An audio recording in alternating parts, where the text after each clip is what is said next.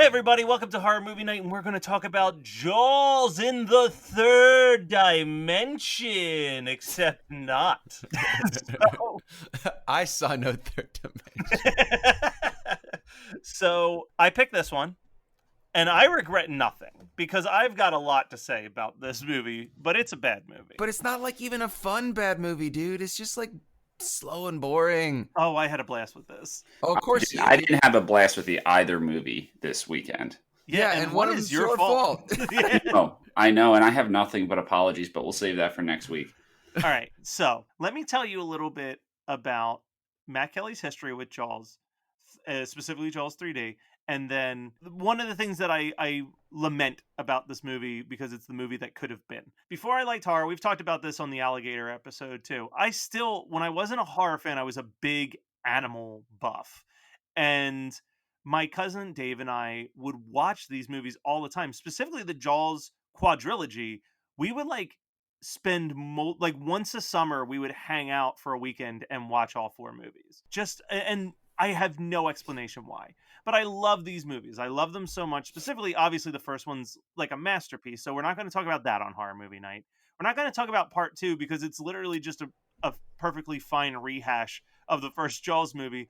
But we're not going to talk about Jaws Revenge because I already made Scott watch it once, and I think he would quit the show if we did it a second time. No, I would watch Jaws the Revenge again.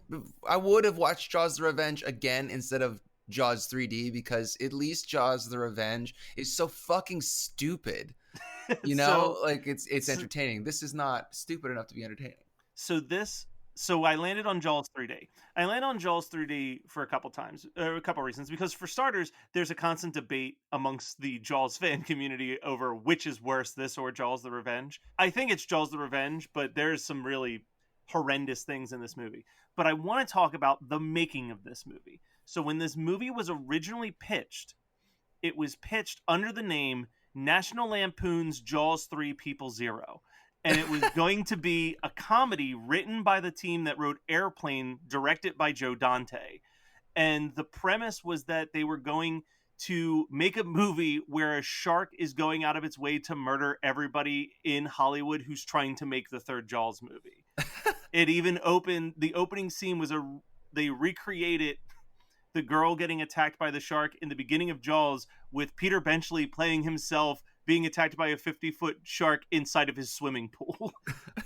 So it was just this ludicrous, wacky comedy. And the reason it didn't happen was that Steven Spielberg said that if they made a joke out of his beloved Jaws, he would quit Universal forever. So they made Jaws 3D and made a joke out of his beloved Jaws anyway. I wish that there was some alternate dimension where I could watch Jaws 3 People Zero, because it sounds like a blast. And it's probably also bad. It's probably also bad, but in a much more entertaining way. The other important thing to know about Jaws 3D is two things about the production that was happening. Number one, the director of this movie was a set dresser who had never directed before, but they said, hey, he's been a loyal guy. Let's throw him Jaws 3. And number two, no one on the production team had ever worked with 3D before, so they were winging it the entire time. So that's why 3D is really bad. I'm not sure about your guys' transfers, but there are points where a ship will be underwater, and as it turns, it just pixelates and disappears. When they had to put it into 2-dimensional, they shot it so poorly that all they could do was, when you shoot 3D, you have a right and a left camera, and you're supposed to be able to blend those when you put it on home video. They didn't do it properly, so all they could do is release the left camera version of the movie. So when certain things were supposed to be 3D in the right camera, they just disappear now in the movie. So that makes a lot of sense, actually.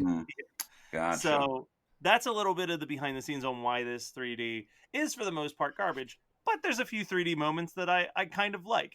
So let's dive in, shall we? Oh, dive in. One last thing. This screenplay was written by Richard Matheson, the guy who wrote I Am Legend and multiple Twilight Zone episodes. And he has disowned this movie. He said that he had written a well-crafted movie, and then they took the script and said, hey, we're going to shove the Brody kids into this movie. which is why they do absolutely nothing in the movie. Like, they weren't supposed to be there. They were just kind of forced into the movie.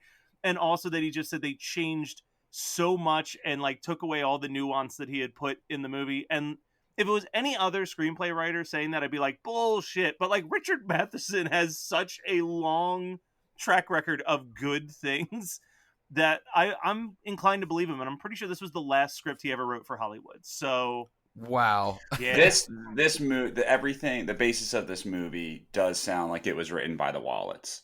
Like 100%. It Yeah. sounds like what a studio thinks would be a good idea. Oh yeah, and someone pointed out when I was reading, like doing a little bit of research on this because I knew I had to come in guns a-blazing. Yeah. Someone pointed out that, like, in a weird way, this movie holds up in the sense that in 1983 we didn't realize that SeaWorld was such a terrible place, and then like this movie is just like, look at how terrible SeaWorld is, and SeaWorld signed on for it. Yeah, that Which I is had crazy. so many fucking questions about that. How is that good marketing in 1983 for SeaWorld? Like, look, here's a new SeaWorld where people get murdered. Yeah, and a shark dies in front of an entire crowd. Yeah, like what the fuck? It makes no. This movie is so mind-numbingly stupid. Like every decision was poor. And that's Yeah. why I picked it. So the movie starts off, as every Jaws movie does, with the shark underwater, and we're tracking it, we're tracking it, we're tracking it. It seems to just drive through a fish, and then all of a sudden there's blood in the water and a fish head floating around in 3D. Brian is so mad. All he's doing is just sighing heavily. So they find out that the shark is swimming just outside of SeaWorld. There's a gate that keeps animals who aren't supposed to be in SeaWorld from entering SeaWorld. But let's be honest, it's also to keep the animals that are trying to escape SeaWorld from escaping SeaWorld. Unless And you're let's be a honest, lovely most of dolphin. SeaWorld is a swimming pool. They don't connect to anything. No. They're in SeaWorld. The boys from the first two Jaws movies are now both there, one as an employee, one just visiting his brother who's an employee. Apparently he's an architect who's built this incredible under the water world where you go into this cave and then you're just walking through tubes surrounded by water. Not like an aquarium, like if something went wrong you would drown and die instantaneously. So they've got a lot of faith on this architecture to open this thing up, or they just don't give a shit. Either way, shark enters SeaWorld through attacking an underwater diver who's trying to like fix a gate issue. The chain is broken or something. He's down there It's working. off the track. Yeah, he's down there working, and the attack is trash. I hate the actual attack. Like there's this. Well, hold on. I'm gonna have to stop you there, Matt.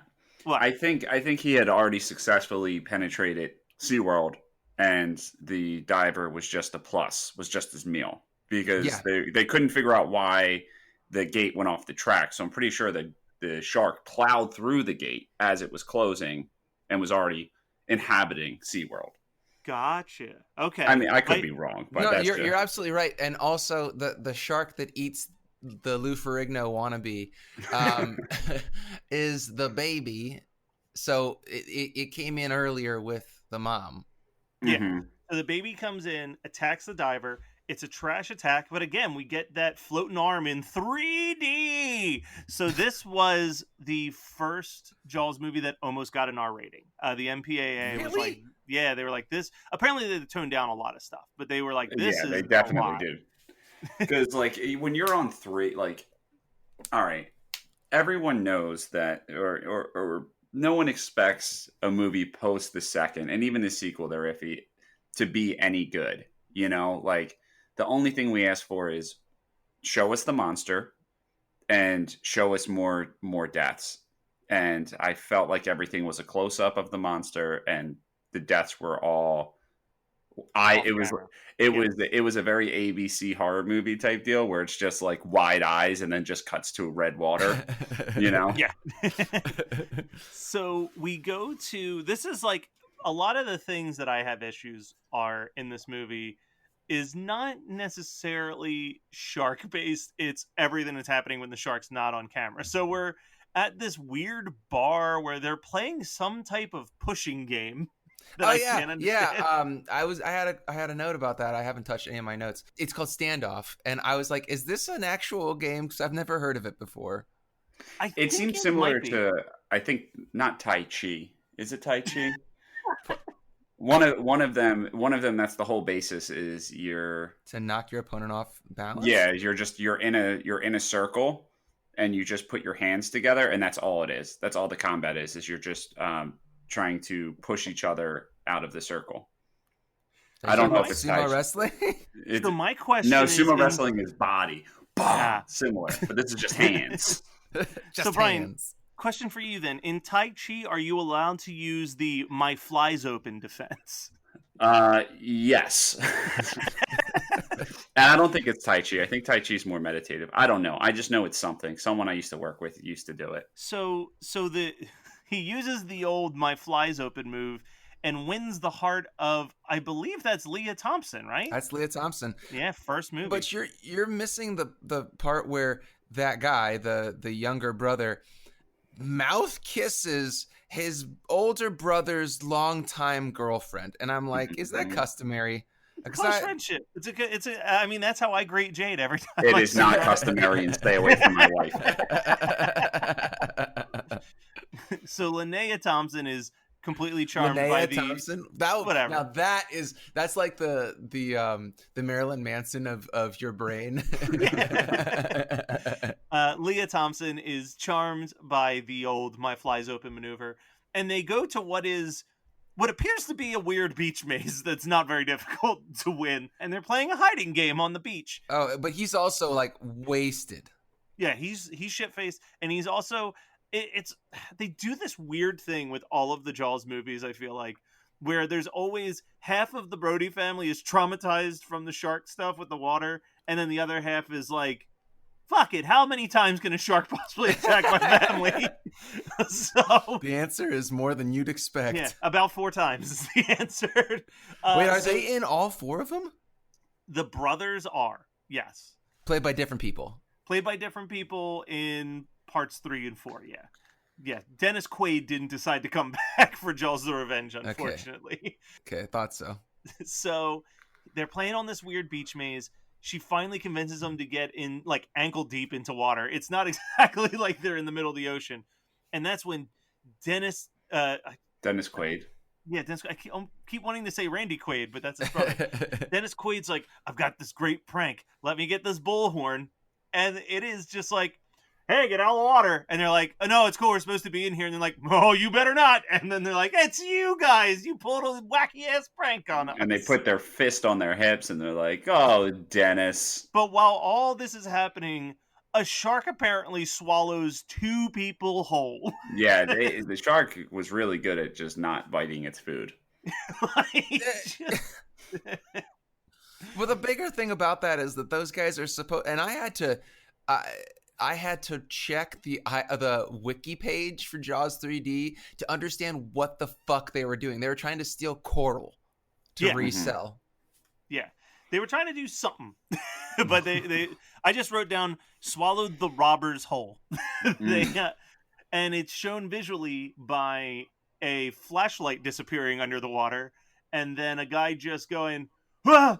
And then he's just gone, and then their little raft disappears. And since no one finds any remains of them or the raft, it leads me to believe that the shark ate all 3 in one gulp. Now the wife of the underwater guy who got attacked in the beginning of the movie Is that his wife, or is that just his lady? Because might she's just like, be his he's lady. trash. Wait. I actually have a. Yeah, she's got so many good lines.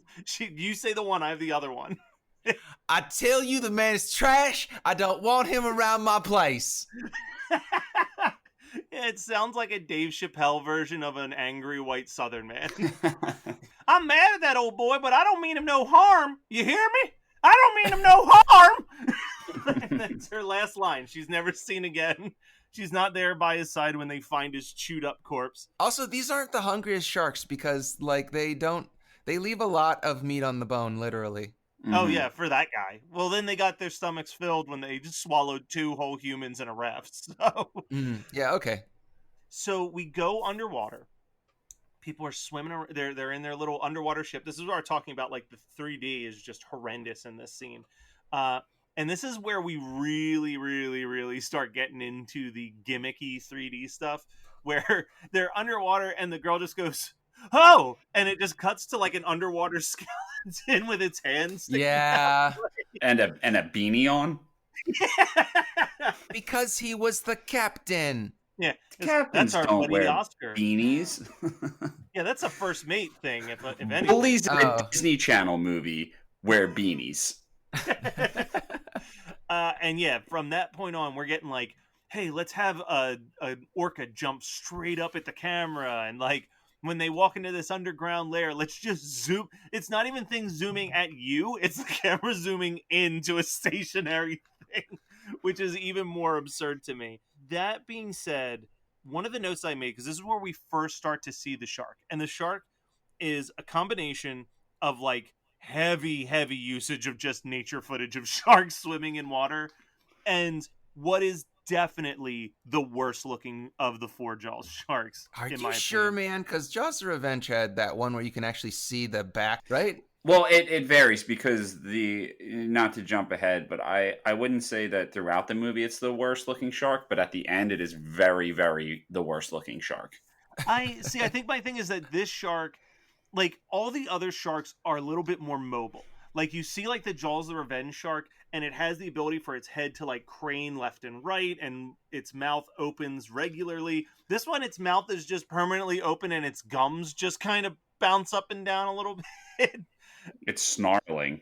Yeah. He's fucking pissed. She's pissed. And it doesn't. It's not very mobile. It just moves forward a whole lot.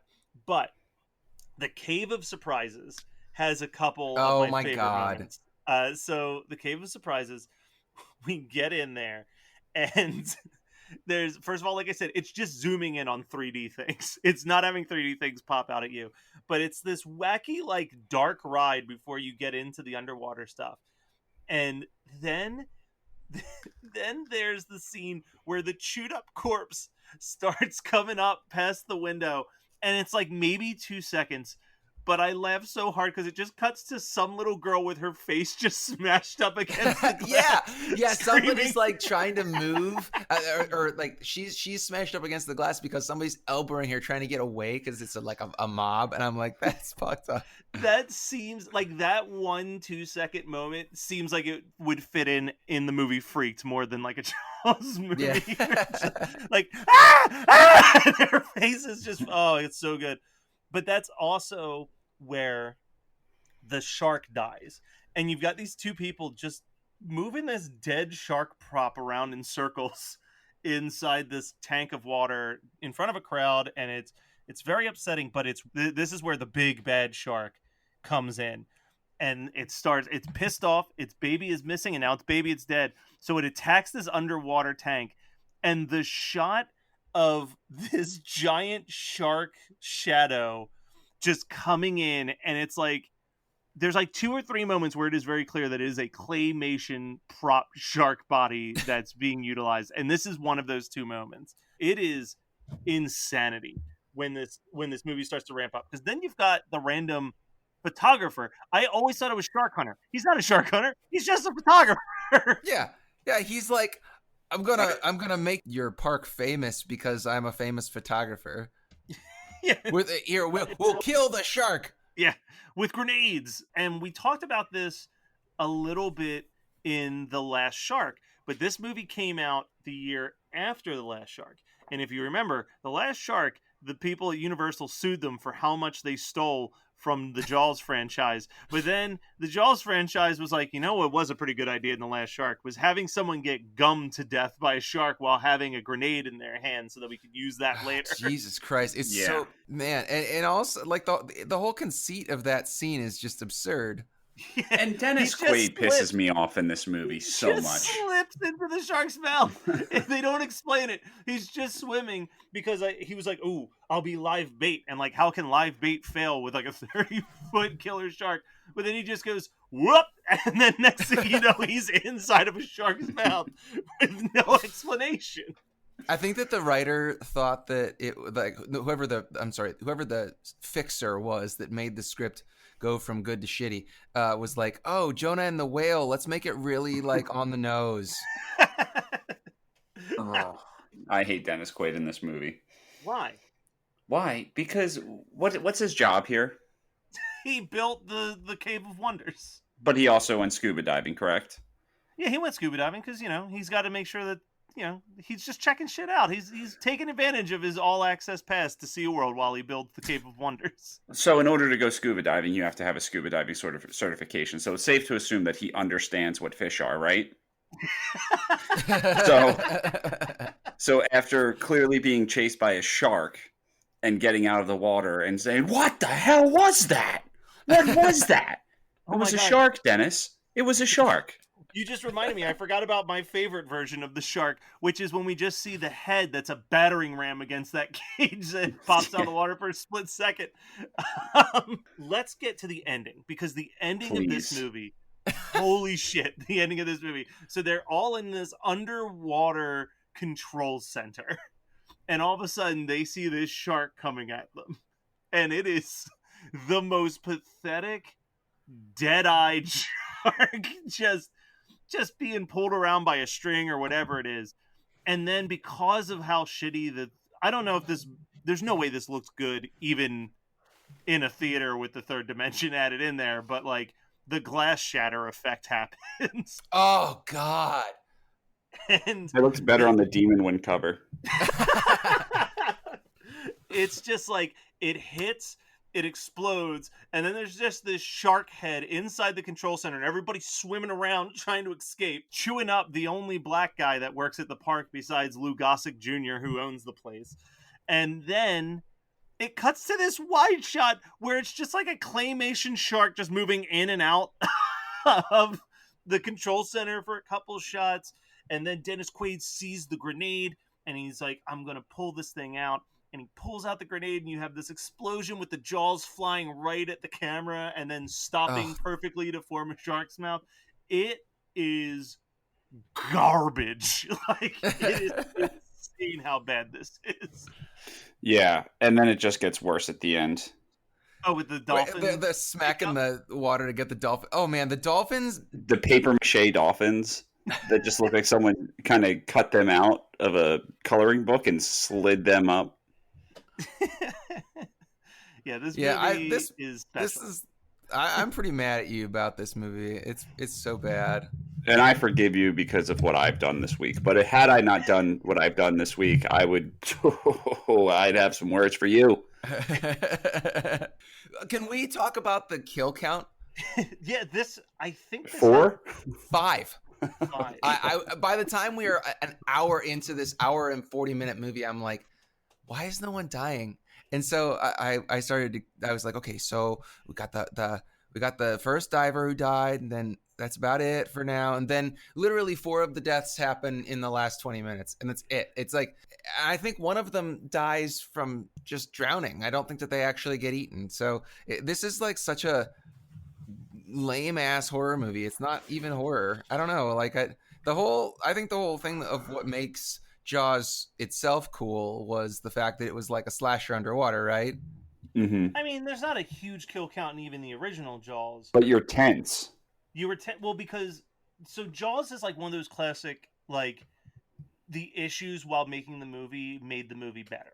Because the original version of Jaws, according to Steven Spielberg and everybody who was working on it, was like, you were going to see that shark in the very first scene, and you were going to see that shark all throughout, and it was going to be basically just like a big budget version of a 50s and 60s, like, horror of Party Beach type movie, where it's just like, look at this monster. Oh man, this monster's killing people. Pretty scary. Check out that monster. But then, like, the shark, they had never tested the mechanic shark in actual salt water. So when they put it in the water, it broke constantly, and they were running so far behind, they were like, well, let's just make the camera the shark. So instead of you seeing it for like the first hour and a half of the movie, you are the shark. Like, you're it's got that Michael Myers killer POV type aspect, and it just made it that much more disturbing, because it's like, oh man, I have no clue what this thing looks like, but I am watching it just go on a killing spree. You don't have a clue what it looks like? I mean, I have a Yeah. pretty. I mean, if I was Dennis Quaid, Yeah. maybe Dennis Quaid was like, What the heck was that? What could this thing be? Does it have legs? Does it have a tail? Yeah, I guess the poster has a shark on it. That's a pretty good tip off. All right, so Jaws 3D, pretty tight movie. So what do you guys have for double features with old Jaws 3D? Well, you go first. Is your goddamn pick? All right, so this movie, in its review from Jesus Christ, Roger Ebert, he called this Robert Robert Ebert. Roger Ebert compared this movie to another sequel that he said it stole a lot of the premise from. And I kind of agree. And it's also a movie that we've talked about, maybe or maybe not talking about on this show one day. So I'm going to double feature this with Revenge of the Creature, the movie in which they capture the creature from the Black Lagoon and put him in an amusement park. Mm. Wait, is that the one before where they put him in a business suit and he goes to Yes. Washington? Yes, that's the. This is part 2. Part 3 is his creature goes to Washington. I'd put this with King Kong. I would double feature it with King Kong the original, where they Any take reason? a big old monkey and put him in for people's amusement, and then he escapes, and then insanity ensues. So if you think about it, Jaws 3 is exactly like King Kong. Oh yeah, spitting image. I have the hardest time, like, not every single time you pick a giant killer animal movie, all I want to do is just say the last shark, the last shark, the last shark. Yeah. But instead, if we're going with aquatic horror, I'm going to double this guy up. Oh no! I'm sorry. I don't want to do more aquatic horror because this killed it for me. If I wanted to really, go with a theme instead of underwater horror, aquatic horror, I'm gonna go with the threes, and so I'm gonna go with Hellraiser 3: Hell on Earth because that movie has CD Cenobite in it, and I love CD Cenobite. All right, I'll take it. All right, so what did you guys watch that you want to promote? I guess I also go first on this one because it's my pick. So I've been just rocking my way through my Netflix queue, and I can't decide if I love or hate it, but I finally watched You, and it's all right. There's a point where like one of the characters in season 2 is like, what are you, just like some kind of Dexter? And I'm like, well, yeah, that's exactly what this is. It's just rom-com Dexter. What are we, some kind of Suicide Squad? Yeah, like it's just very. That line was very on the nose, and that was when I was like, I don't know if I like this show or not, but like I'm enticed by it. And it's weird because like, have you guys both watched it or nay? Jade watched it, and I caught a few episodes of it, but I didn't watch it. I watched the half of the first season before I realized that the entertainment factor was quickly waning for me. Yeah, but I gotta say the best part of that whole fucking show was when he came in his own pants. Yes. The thing that's weird, I will say this much, and again, it ties it back to Dexter. What's interesting about this show is that like there's no secret that he's killing people. We're witnessing it happen pretty regularly throughout the show. But like they do such an interesting job of like making you at certain points, not always, but like certain characters, you're like, oh god, Joe, you shouldn't be a murderer, but like I really don't like Peach, so I guess if you're gonna murder somebody, like Peach isn't so bad to try to murder. Like you just kind of find yourself justifying it because it's such a charismatic performance. Like I think it's a well acted show, but the writing is all over the place. But yeah, I'm gonna finish that after we record this. I've got like 2 episodes left, but I don't know if I'll dive into season 3 when that comes out next year. I've been watching Outer Banks. Have you seen it? I have not. It is a Matt Kelly show, if there ever was a Matt Kelly show. Okay. It is so Dawson's Creek and Goonies were banging. And then Riverdale came in and slipped the tip in and got a little bit of his juices in. But then they gave birth to Outer Banks. And me and Jade are loving it. Loving it. Gotta watch it. Also, I've been going to bed earlier because I've been getting up earlier. So Jade's been staying up and watching Forensic Files. And it's what I fall asleep to. But when you're listening, you see the show in a whole different perspective. And I got to give a shout out to some of the people on Forensic Files because the show's called Forensic Files. So all the attention goes to the forensic team, these high class scientists, but the average Joe does so much for that show and they barely get acknowledged. Like it's like, we found the woman murdered and there was nothing on the crime scene except for a half of a ticket from a carnival and we brought it there and the guy on this pirate ship ride was like, yeah, I remember that guy. He came in here, he had a mustache and black hair. I thought it was weird he only gave me half a ticket. And then when we tracked that down to the Walmart employee, they were like, yeah, this guy bought rope and tape and knives. And then they were like, I think he said something to me about going to the bar. And like, it's all these average people that are actually just have the best memory I've ever seen in my life. And they're just literally pointing these police officers in the right direction and then at the end it's just the police department patting their own back like, yep, good police and good science is what solved this case. And it's like, no, Joe at the carnival solved this case. You guys just listened to him.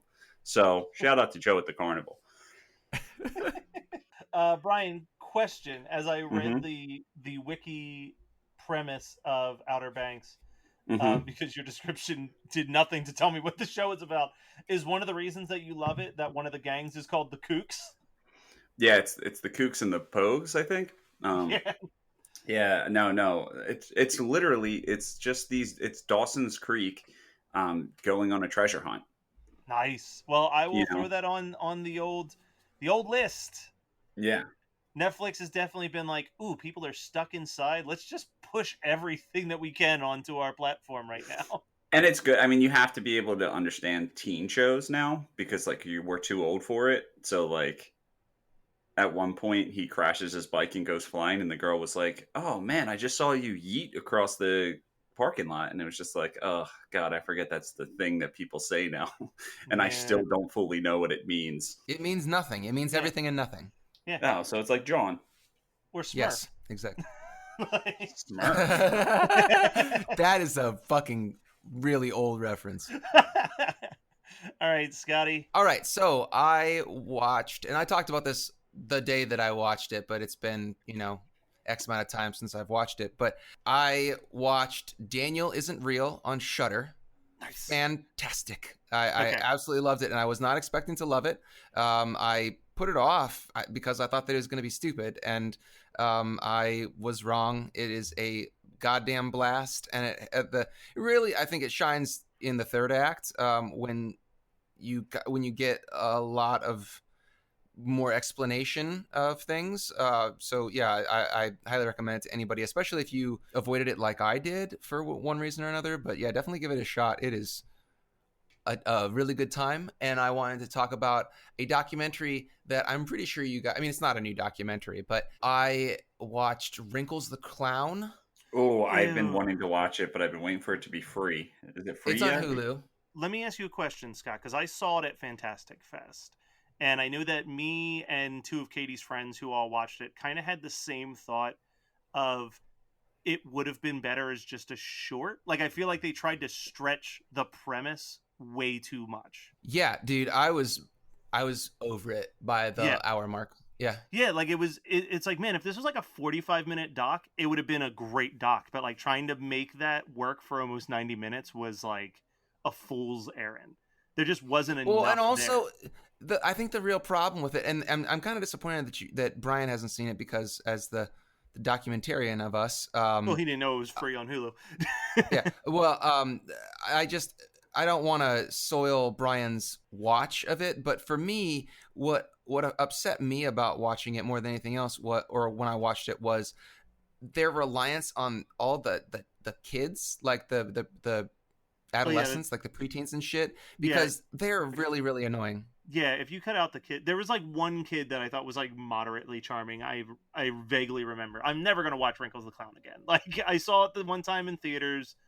I listened to the director talk about it, and then I was done with it. Yeah, just watch it if it's free. I just want streaming all the time because it's easy and I'm lazy as fuck. Scotty wants to stream it all the time. Stream it all the time. Well, that was Jaws 3D. You know the old adage about Jaws movies, they're just like tits. One isn't enough and three's too many. So welcome to our Movie Nights episode on Jaws 3D. We will be back next week with a movie that Brian picked that he's already starting to apologize about, so you know it's going to be good.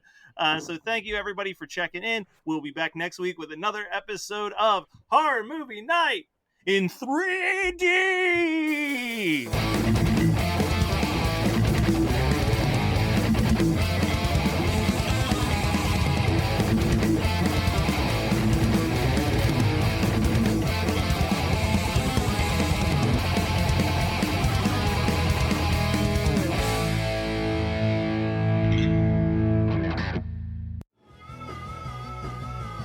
You're listening to the Geekscape Network.